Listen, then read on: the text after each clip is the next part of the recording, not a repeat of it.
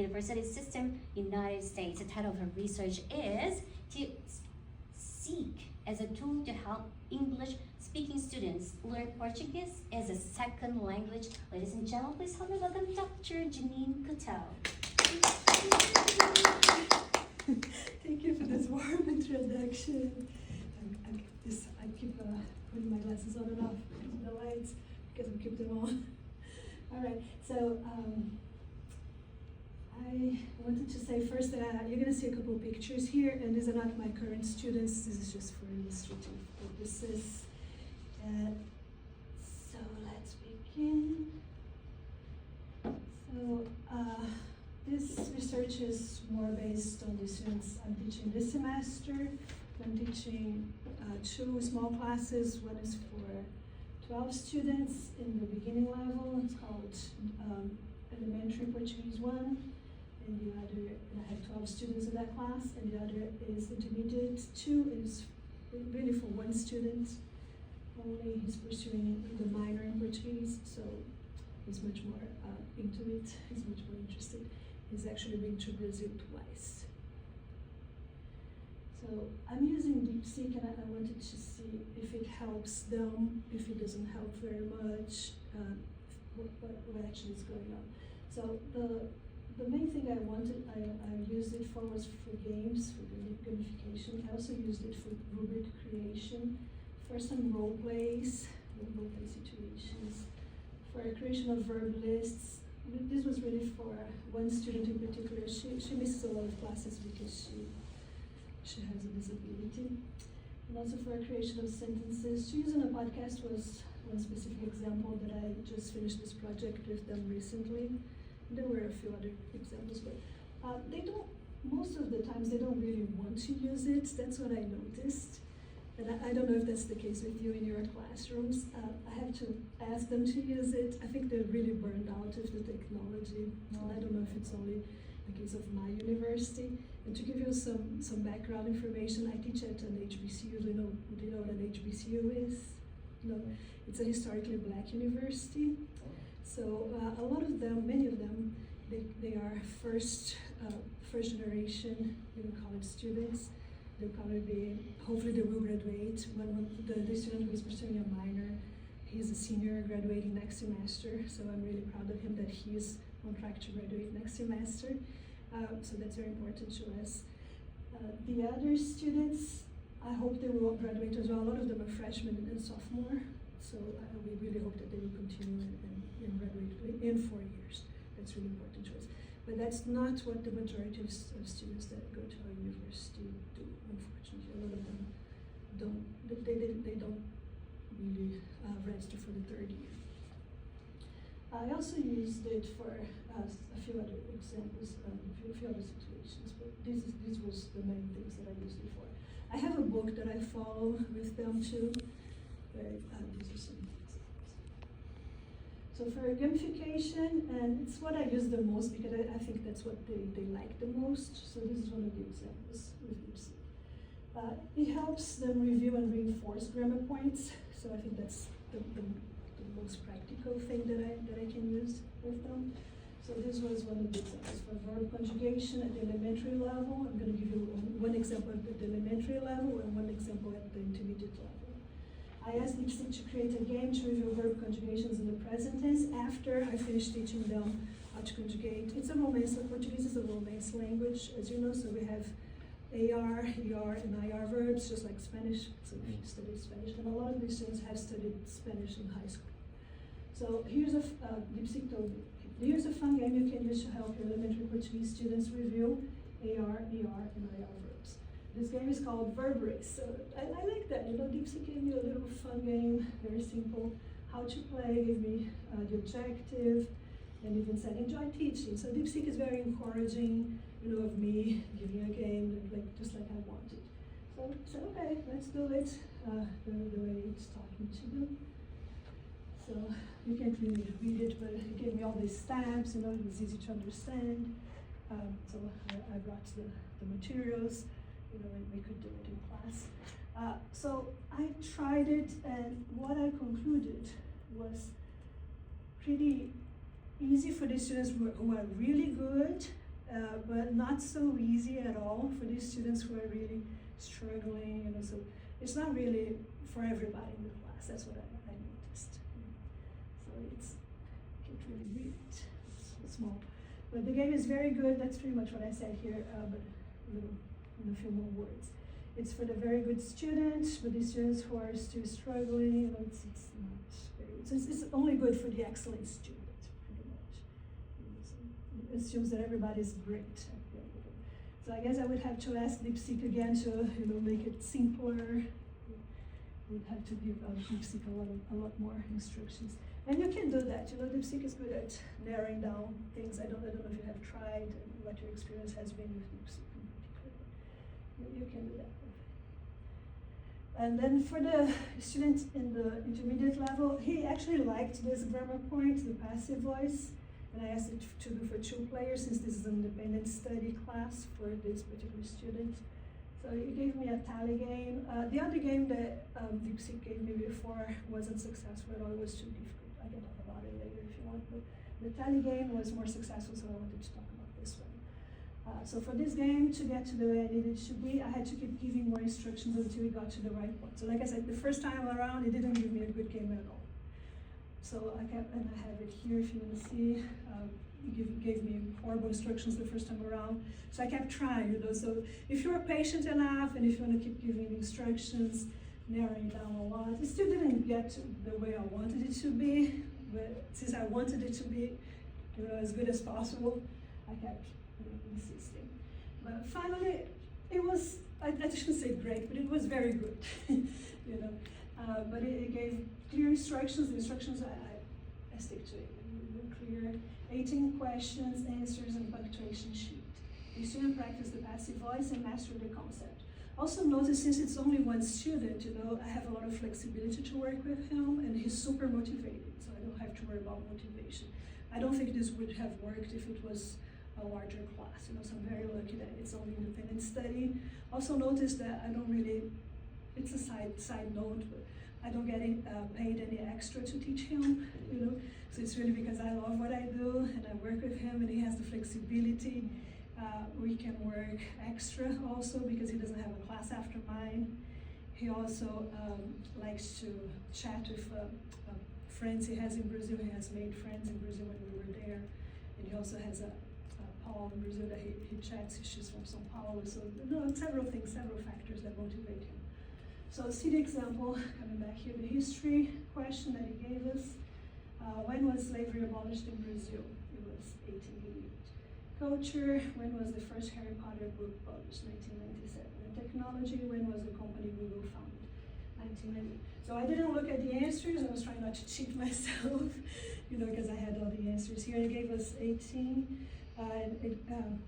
It was 3 points if the answer was correct, 1 point if the answer was within the 5-year range. It didn't matter if it was 5 years up or down, and 0 points if the answer was outside the 5-year range. So I have the answers here when we played, and I think we almost tied, but I won by 2 points. So we played, we had fun that day, you know, and he actually mastered the passive voice very well. So he had done several exercises and he loved learning the passive voice. It brought me back memories when I was learning English, when I was in Brazil learning English. It was similar, I enjoyed it too. So the questions varied about when were the Olympic Games in Rio. We're just talking about the World Cups. This was when were the Olympic Games in Rio, they were in 2016. So yeah, this game, I liked this game. It was more successful, but like I said, you had to be patient with DeepSeek. So it's not perfect yet. I guess it's gonna get better with time. For rubric creation, this is going back to the beginning class.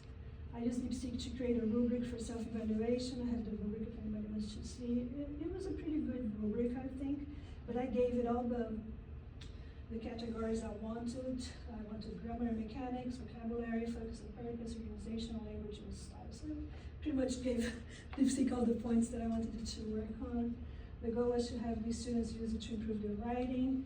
So I don't know if it's because students don't like writing so much, at least my students don't like writing very much. And I notice also if I give them an assignment for them to write something, they go straight to a translator.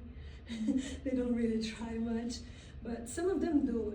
Probably 2 or 3 out of my 12 students like to write, and they really don't like using translators at all, unless they really need a word, or they like to ask me. So I think that what Dr. Suzuki said the first day, if you were there for the first day for the opening, the keynote speaker, he was talking about certain things that I will mention at the end too, about human interaction and creativity, and all that really has to do with what I was experiencing in my classroom.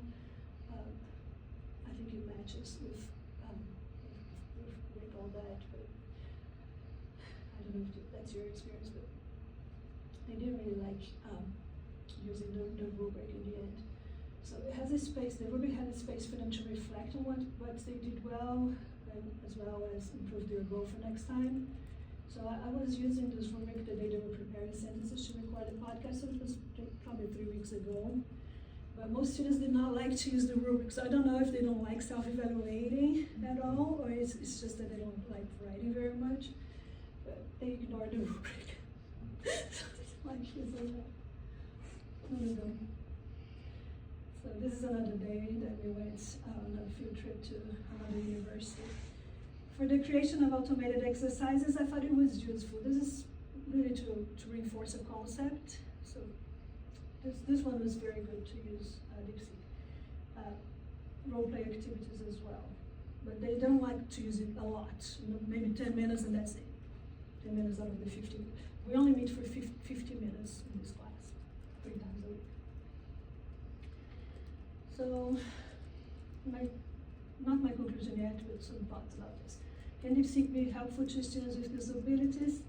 I thought so. I have 2 students with disabilities in this class of 12 that I have the letters and everything documented.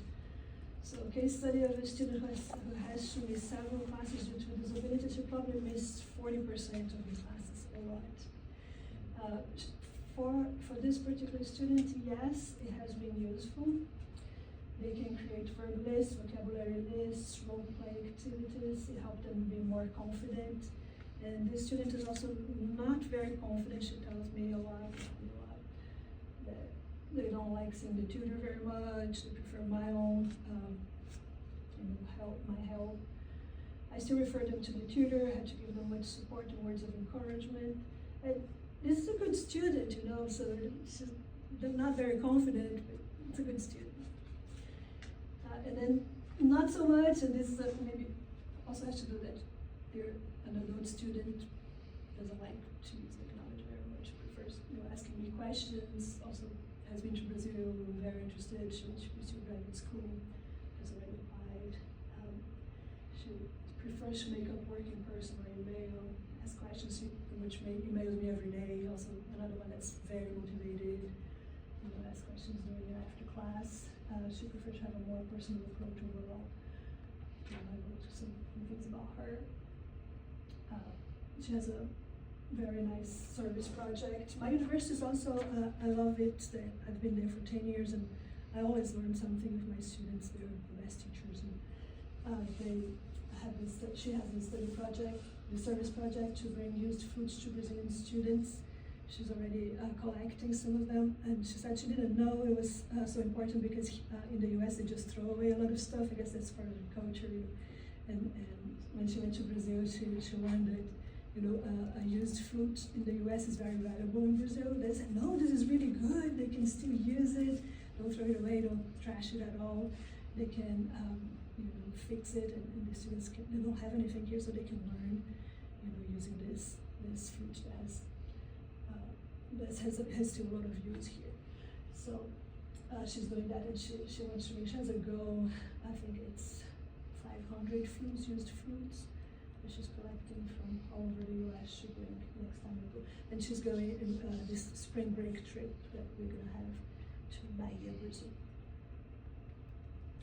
So here's my conclusion. I don't know, do you prefer to read it than I read for you? You can wait. Yeah.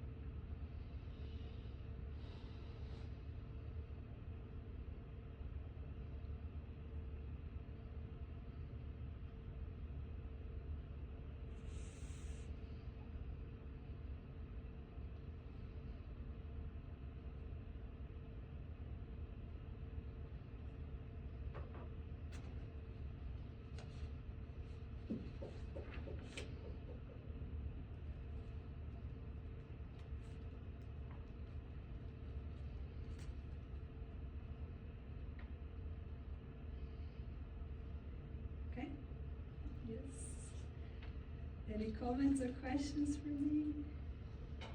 And I did have the other game that was too difficult, way too difficult, using for the subjunctive. And I understand the subjunctive is a concept that really doesn't exist in English, that as it exists in Portuguese, and even in spoken Portuguese, to be honest, many people are not using it anymore, which to me as a teacher, Portuguese instructor, is heartbreaking because I use it, my daughters don't use it, but I think it's important, but it's getting pretty much lost now. I guess it's gonna become extinct.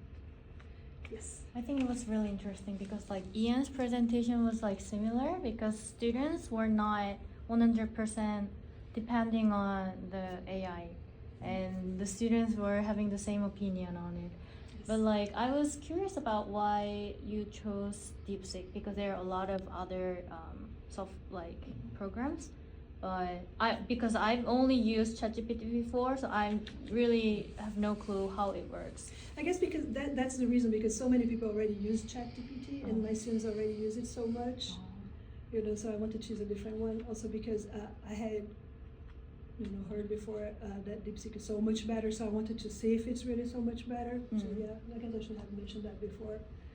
That was those were two of the reasons, and that they already used ChatGPT. So, and when I mentioned DeepSeek, they say, "Oh, what's that?" And they wanted to see. And also because there's so much negativity about DeepSeek also in the U.S., they say, "Oh, it's Chinese.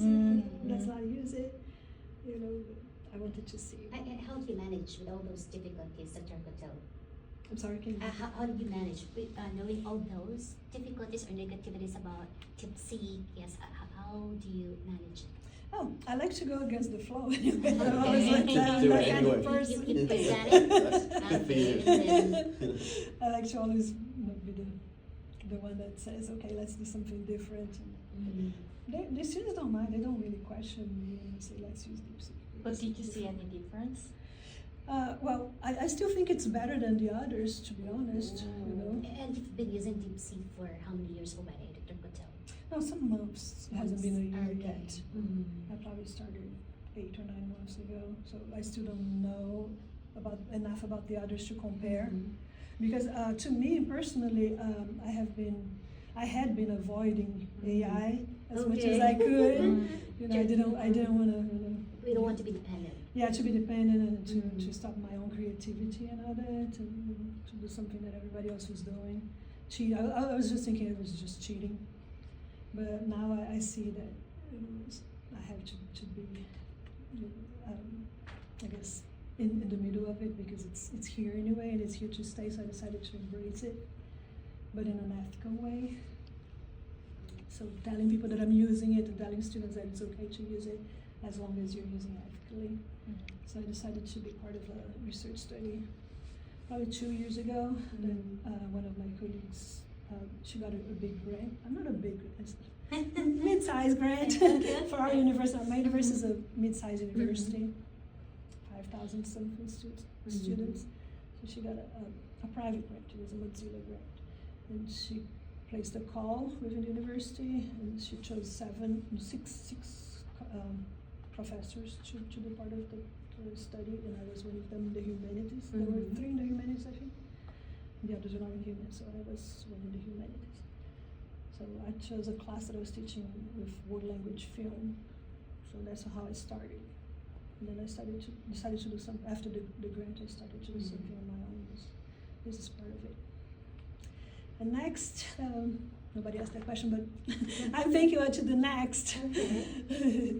I think this was a very small sample because I'm only teaching 13 students this semester, right? The semester pretty much ends the week after. I go back to 2 more weeks. 1 week to review and then final exams. That's it. The semester was quick, especially doing all this. So I'd like to see if I can maybe incorporate another platform, not only DeepSeek.